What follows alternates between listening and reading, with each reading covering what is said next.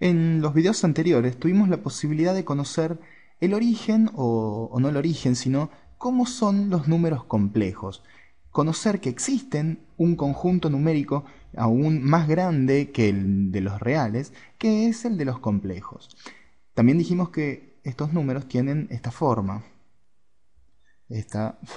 A más B por I. Es decir, que teníamos una parte real y una parte imaginaria. De esta forma podríamos definir cualquier número complejo que se nos ocurra, siempre y cuando A y B pertenezcan a los reales. Así podríamos tener raíz de 2 más pi i, o al que llamaríamos z1, por ejemplo. O podríamos tener 3 más i, simplemente, al que llamaríamos z2. O podríamos tener, por ejemplo, si vamos a borrar estos, podríamos tener, si A es igual a 0, tendríamos un número complejo que sería, por ejemplo, 3i es igual a z sub 3, supongamos.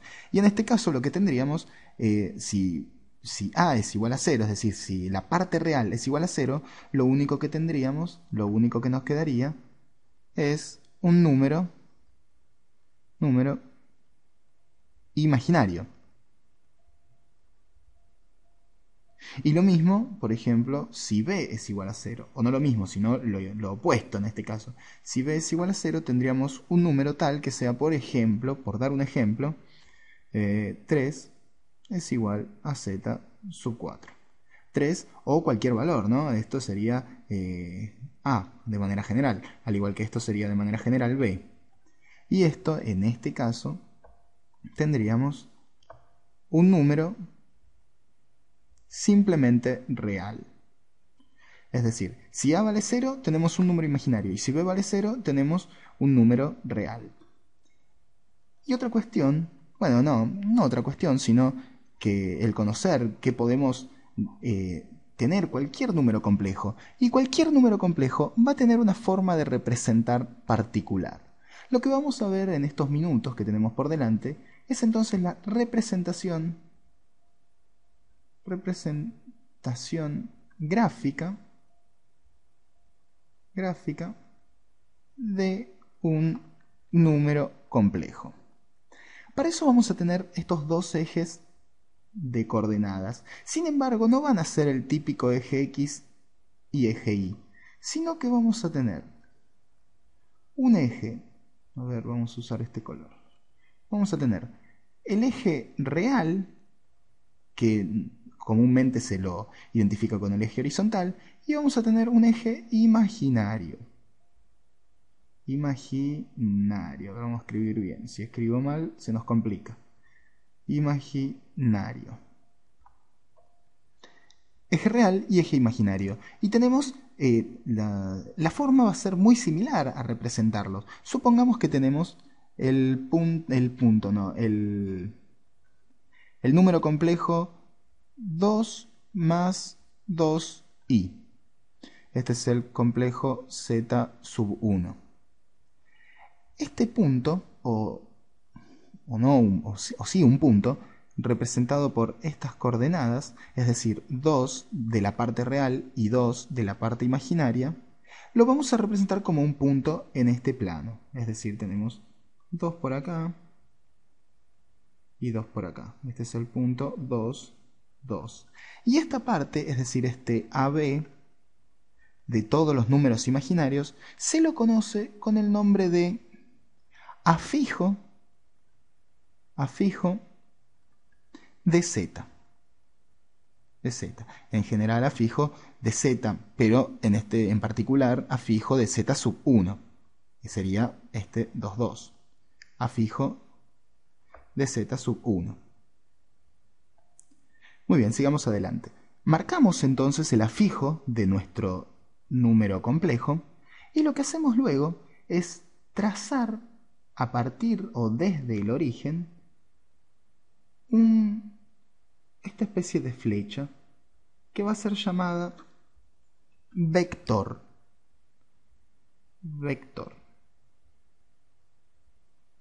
Este va a ser nuestro vector que nos representa el número complejo 2 más 2i, que va desde el origen hasta el afijo de nuestro número, en este caso hasta el 2, 2. Y así vamos a poder marcar cualquier número complejo con un vector. La forma, para aclarar esto, la forma de representar un número complejo no es solo marcar el punto, sino que es marcar el vector que tenga origen. El vector tiene su origen en el origen de coordenadas, en el punto 0, 0, y su extremo va a estar en el afijo, es decir, en el punto AB. En general, en este caso, en el 2, 2. Veamos otros ejemplos. A ver, vamos a borrar esto. Vamos a borrar. Sí. Vamos a conservar, sí, que este es el eje real y este es el eje imaginario. El eje real y el eje imaginario. Y vamos a representar los siguientes números complejos. El z1 que sea menos 1 más 2i. El z2 que sea 3 menos 1i. O por ejemplo z3 que sea igual a menos 2 menos 3i. Vamos a representar estos tres vectores. Para z1, el afijo de z1, vamos a escribirlo acá al lado, el afijo de z1 va a ser menos 1, 2.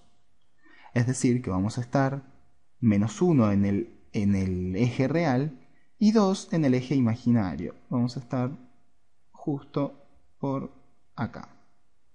Este es el afijo de nuestro z1. Y el vector, entonces, va a ir desde el origen, desde 0, 0, hasta el afijo.